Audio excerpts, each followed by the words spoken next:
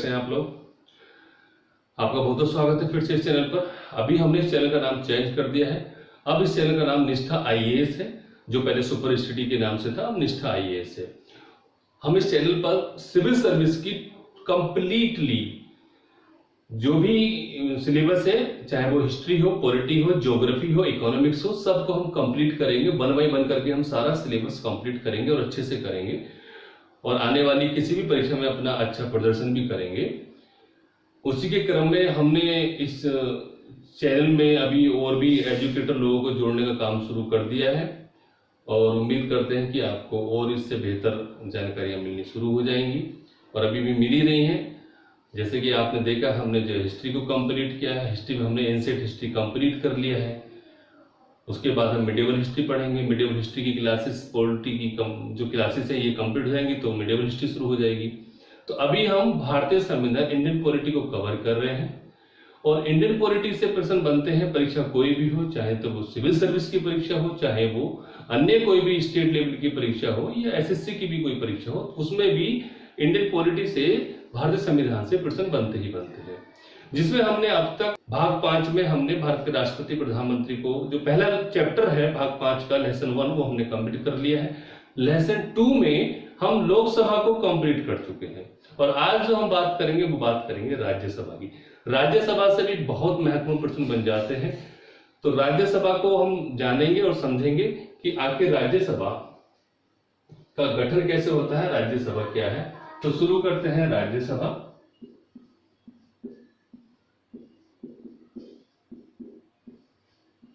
राज्यसभा आपको पता है, जो संसद है, मैंने पहले भी आपको बताया था, संसद के 3 अंग हैं। पहला राष्ट्रपति, दूसरा राज्यसभा, और तीसरा लोकसभा।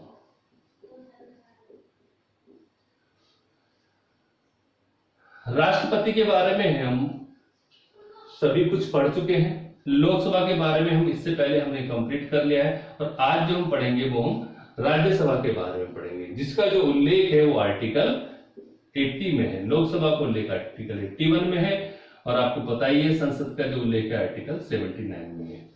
राष्ट्रपति के बारे में जो ज्यादातर हमने जाना है, आर्टिकल 52 से लेकर 61 तक मेनली जो प्रश्न बनते हैं राष्ट्रपति के बारे में, वो यहाँ से है। तो राष्ट्रपति के बारे में अन्य आर्टिकल भी, लेकिन मेनली यही आर्टिकल है। तो राज्यसभा के बारे में आज हम पढ़ेंगे, राज्यसभा को समझेंगे, जानेंगे, क्योंकि यहां से काफी महत्वपूर्ण प्रश्न बन जाते हैं। तो संसद का एक महत्वपूर्ण अंग है राज्यसभा। ये उच्च सदन माना जाता है। कैसा सदन माना जाता है राज्यसभा? उच्च सदन। उच्च सदन के साथ साथ ये द्वितीय सदन भी माना जाता है। कौन सा? द्वितीय सदन। जबकि प्रथम सदन लोकसभा का माना जाता है। द्वितीय सदन है राज्यसभा, भारतीय संसद का, और उच्च सदन भी है। और ये जो राज्यसभा है ये कभी भी भंग नहीं होती। जैसे कि लोकसभा कभी भी भंग हो सकती है, लेकिन राज्यसभा कभी भी भंग नहीं होती। इसके 1/3 सदस्य प्रत्येक दूसरे वर्ष सेवानिवृत्त होते रहते हैं, यानी कि रिटायरमेंट होते रहते हैं। प्रत्येक दूसरे वर्ष 1/3 सदस्य रिटायर होते रहते हैं, इसलिए ये कभी भी समाप्त नहीं होती। राज्यसभा का कभी विघटन नहीं होता। ये एक स्थायी सदन है। कैसा सदन है? स्थायी सदन।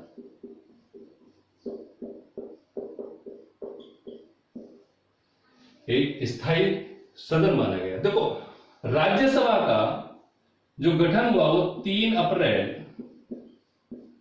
1952 को हुआ गठन।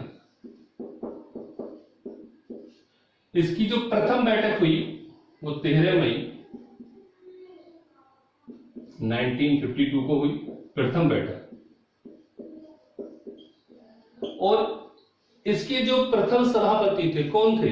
आपको पता है, भारत का उपराष्ट्रपति अनुच्छेद 64 के अनुसार राज्यसभा का पदेन सभापति होता है। तो जब प्रथम बैठक हुई तो उस समय भारत के जो प्रथम उपराष्ट्रपति थे वो कौन थे? एस राधाकृष्णन।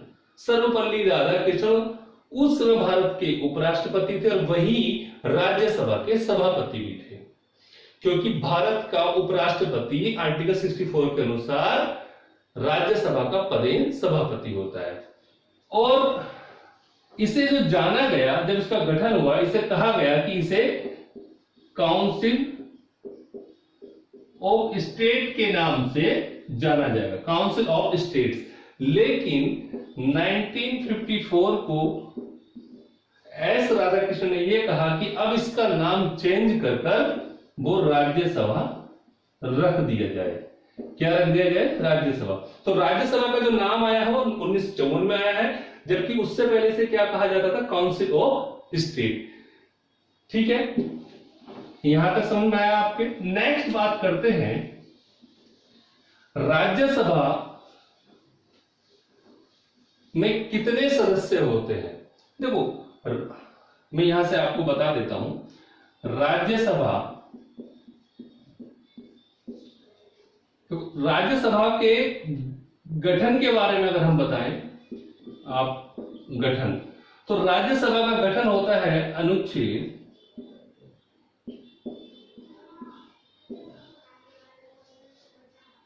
80 के तहत राज्यसभा का गठन होता है। आर्टिकल 80 अनुच्छेद 80 के अनुसार राज्यसभा का गठन होता है, और इसमें जो अधिकतम संख्या हो सकती है वो कितनी हो सकती है? राज्यसभा के सदस्यों की अधिकतम संख्या हो सकती है 250। कितनी हो सकती है? 250, जिसमें से 238 तो चुने जाएंगे राज्यों और संघ क्षेत्रों से, और 12 सदस्य राष्ट्रपति मनोनीत करता है। ठीक है, राष्ट्रपति 12 सदस्य मनोनीत करता है। किस किस श्रेणी में मनोनीत करता है 12 सदस्य? कला, साहित्य, समाज सेवा और विज्ञान। इन 4 श्रेणियों में राष्ट्रपति को 12 सदस्य मनोनीत करने का अधिकार है राज्यसभा में। 12 सदस्य राष्ट्रपति मनोनीत कर सकता है इन 4 श्रेणियों में। लेकिन यहां पर एक बात का मैं उल्लेख कर देना चाहूंगा, यदि राज्यपाल का नाम आता है कि राज्यपाल कितनी श्रेणियों में विधान परिषद में सदस्यों को मनोनीत कर सकता है, तो वो 5 श्रेणियों में। एक श्रेणी उसमें जुड़ जाती है सहकारी आंदोलन। कौन सी जुड़ जाती है? सहकारी आंदोलन। ये राज्यपाल के मामले में है। आती है इतनी बात समझ में? राज्यपाल के मामले में एक वर्ड और जुड़ जाता है, सहकारी आंदोलन। अदरवाइज जो राष्ट्रपति के मैटर में राज्यसभा में जो सदस्य है वो 4 श्रेणियों में, कला, साहित्य, समाज सेवा, विज्ञान, इन 4 श्रेणियों में राष्ट्रपति 12 सदस्य मनोनीत कर सकता है। क्लियर है? अभी हाल में जो सदस्य संख्या है वो कितनी है राज्यसभा की? वर्तमान में कितनी सदस्य संख्या है राज्यसभा वर्तमान में? कितने हैं? वो है 245, जिसमें से राज्यों से चुने जाते हैं 229, संघ क्षेत्रों से, संघ क्षेत्रों में भी 2 राज्य, एक दिल्ली और दूसरा पुदुचेरी। पहले इसे पौंडीचेरी कहा जाता है, इसे पुदुचेरी कहा जाता है। यहां से 4 सदस्य और 12 सदस्य मनोनीत। तो टोटल कितना हुआ? 9 और 4 13 और 2 15, 2 और 1 3 और 4 245, यानी कि 229 सदस्य राज्यों से चुने जा सकते हैं।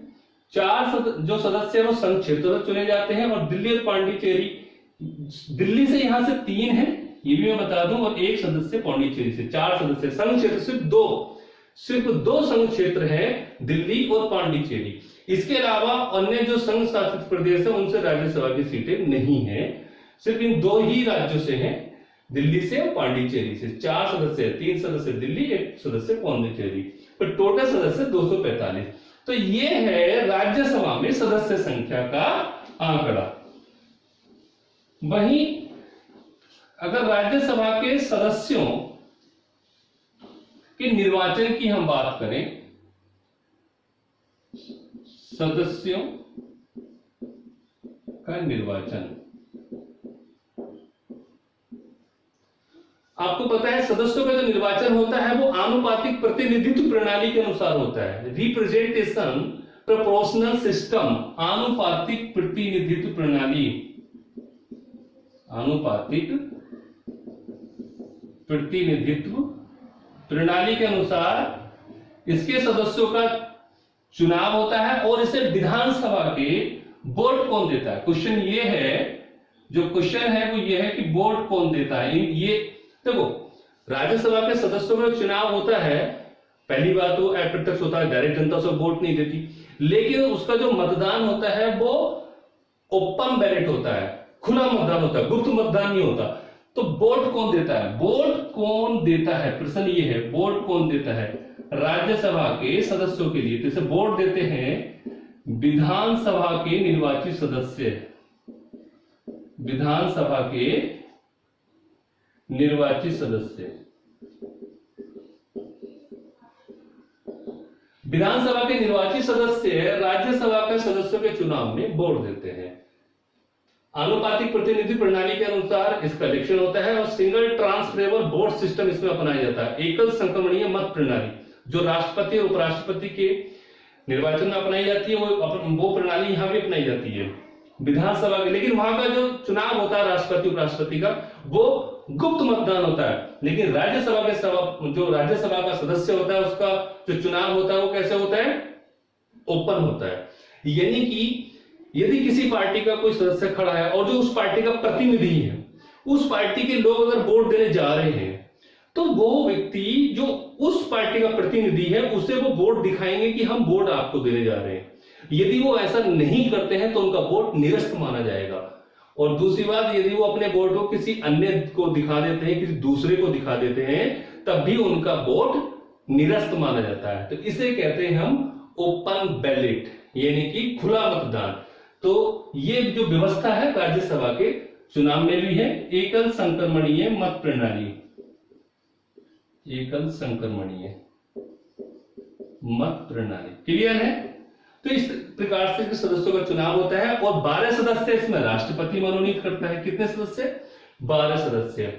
और जो खुला मतदान की प्रक्रिया है, खुला मतदान, वो कब से अपनाई गई है? 2003 से खुला मतदान की प्रक्रिया अपनाई गई है। देखो कई पॉइंट हैं ऐसे जो राज्यसभा से पूछ लिए जाते हैं, तो जितने भी मैं यहाँ आपको बता रहा हूं तो ये प्रश्न ही है, एक प्रकार से ये प्रश्न ही है। ये खुला मतदान की प्रक्रिया राज्यसभा के सदस्यों के लिए कब से लागू हुई? 2003 से हुई। कौन कौन वोट देता है, किस प्रकार से इनका वोट होता है, ये सब प्रश्न है। तो आप ये ध्यान रखिएगा कि आपसे प्रश्न किसी भी तरीके से घुमा फिरा कर पूछ लिया जाएगा। जो प्रश्न पूछने वाला है वो आपसे प्रश्न को घुमा फिरा कर ही पूछता है। अब बात करते हैं सदस्यों की योग्यताएं, मतलब जो व्यक्ति इलेक्शन पर खड़ा होगा राज्यसभा के, तो उसके अंदर क्या क्या योग्यताएं होनी चाहिए। तो सेम योग्यताएं हैं जो लोकसभा के सदस्य के लिए है, वही सेम योग्यताएं हैं, लेकिन एक डिफरेंट है। वो किसका है? आयु का। लोकसभा के सदस्यों के लिए आयु कितनी है? 25 ईयर्स। और राज्यसभा के सदस्यों के लिए आयु कितनी है? 30 वर्ष। बस ये अंतर है, बाकी वही कंडीशन है जो लोकसभा के सदस्यों के लिए है। आती इतनी बात समझ में? चलिएगा,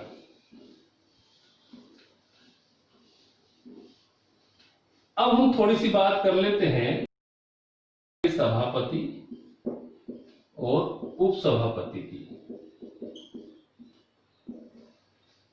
यहां से एक प्रश्न है कि राज्यसभा के सभापति का जो कार्यकाल है वो कितना होता है? 5 वर्ष। वहीं राज्यसभा के उपसभापति का कार्यकाल कितना होता है? 6 वर्ष। अब आप कहोगे डिफरेंट क्यों? बिकॉज जो सभापति होता है वो राज्यसभा का सदस्य नहीं होता। वो कौन होता है? वो होता है उपराष्ट्रपति। और उपराष्ट्रपति का जो कार्यकाल है वो कितना है? 5 वर्ष है। और जो उपसभापति होता है, उपसभापति राज्यसभा का सदस्य होता है और राज्यसभा के सदस्यों का कार्यकाल कितना होता है? 6 वर्ष का। वहीं पर लोकसभा के सदस्यों का कार्यकाल कितना है? 5 वर्ष का। लेकिन राज्यसभा के सदस्यों का कार्यकाल 6 वर्ष का। तो जो उपसभापति होता है वो राज्यसभा के सदस्यों में से ही चुना हुआ एक व्यक्ति होता है। सभापति अपना त्याग पत्र किसे देता है? जो राज्यसभा का सभापति है वो अपना त्याग पत्र किसे देगा? वो देता है राष्ट्रपति को, क्योंकि सभापति उपराष्ट्रपति, उपराष्ट्रपति अपना त्याग पत्र राष्ट्रपति को देता है और राष्ट्रपति अपना त्याग पत्र उपराष्ट्रपति को देता है।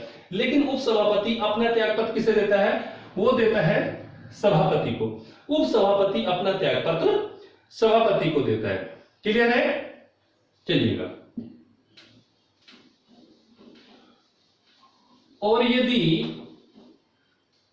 राज्यसभा के सभापति या उपसभापति को हटाने का विचाराधीन हो, राज्यसभा में विचाराधीन हो हटाने का विचार, तब वो राज्यसभा की अध्यक्षता नहीं करेगा, न सभापति करेगा ना उपसभापति करेगा। आर्टिकल 90 देखो, अनुच्छेद 92 के अनुसार यदि इन्हें हटाने का विचाराधीन है तब वो अध्यक्षता नहीं करेंगे। ठीक है। राज्यसभा के सभापति के अधिकार और कार्य क्या है? यहां से यह भी प्रश्न आ जाता है कि राज्यसभा के सभापति के अधिकार और कार्य क्या है।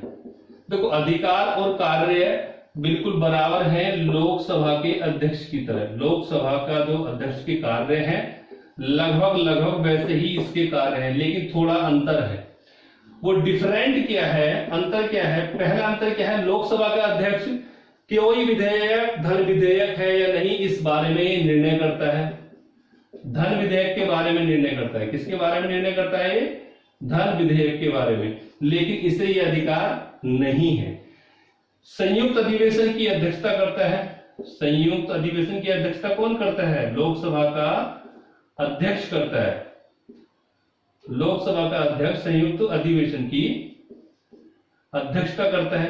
लेकिन राज्यसभा के सभापति को संयुक्त अधिवेशन की अध्यक्षता करने का अधिकार नहीं है। बस ये डिफरेंट है इनके अधिकार और कार्यों में।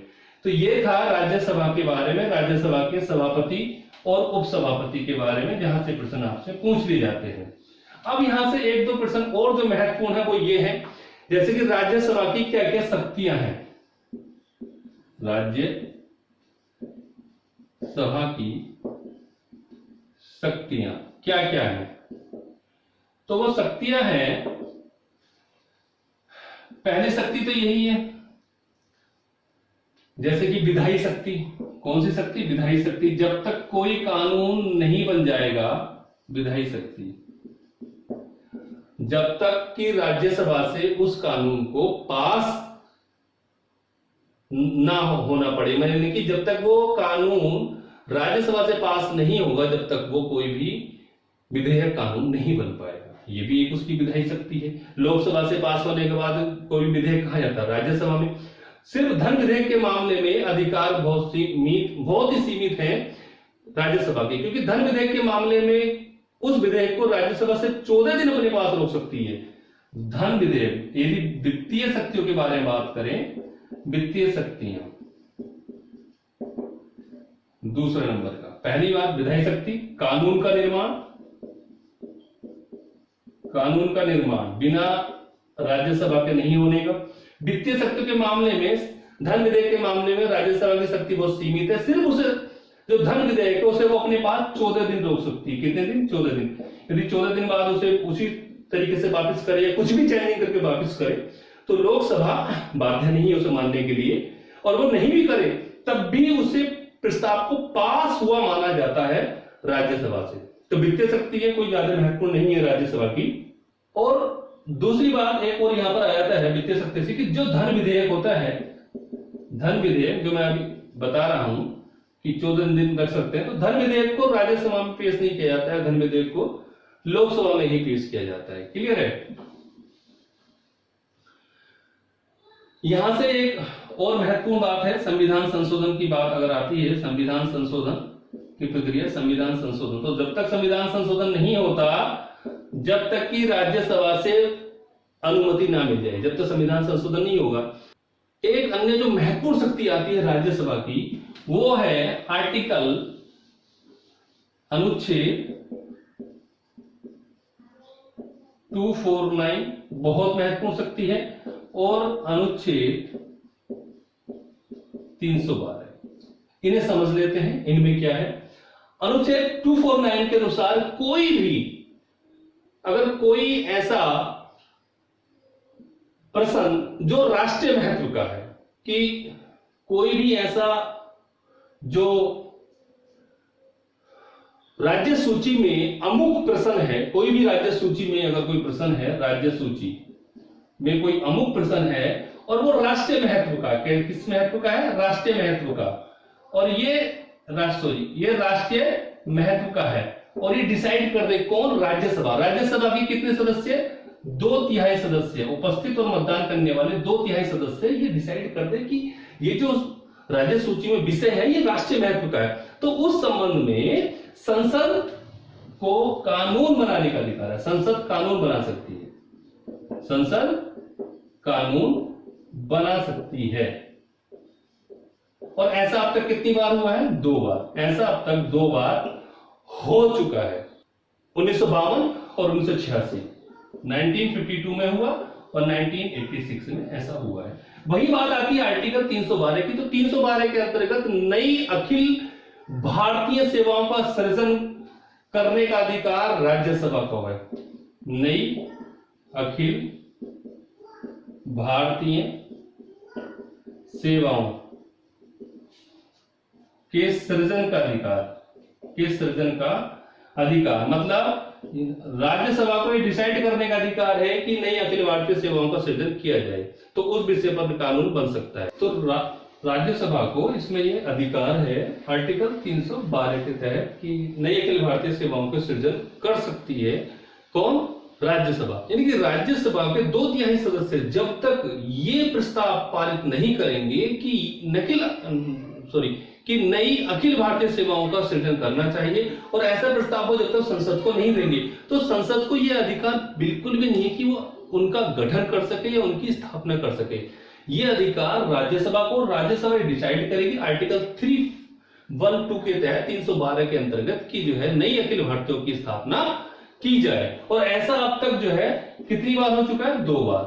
2 बार राज्यसभा ऐसा कर चुकी है। एक तो क्या है उसने 1961 में भारतीय वन सेवा और भारतीय इंजीनियरिंग सेवा, और एक बार क्या है 1965 भारतीय कृषि सेवा और भारतीय चिकित्सा सेवा से संबंधित अब तक की 2 बार राज्यसभा ऐसा अनुमोदन कर चुकी है। तो ये थी राज्यसभा की शक्तियां, और ये बहुत महत्वपूर्ण यहां से आ जाता है आर्टिकल 241 और आर्टिकल 312, ये आप याद रखना, इसे आप देख लेना। और ये आज का लेक्चर यहीं पर समाप्त होता है। और एक आप लोग उसमें थोड़ा सा कहना चाहूंगा कि आप जब वीडियो देख रहे हैं तो पूरा वीडियो देखने की कोशिश करिएगा, क्योंकि पूरा वीडियो देखेंगे, आप स्किप नहीं करेंगे, तब आप समझेंगे भी और आप समझ रहे कि जो है आपको अच्छे से समझ आ ही जाएगा जब आप स्किप नहीं करेंगे। तो ऐसा मुझे बताया गया है कि स्किप नहीं करेंगे तब जो है आप भी अच्छे से समझेंगे और यूट्यूब भी अच्छे से समझता है। तो उम्मीद करते हैं ये आपके समझ में आया होगा। मिलते हैं नेक्स्ट वीडियो में, जब तक के लिए थैंक्स।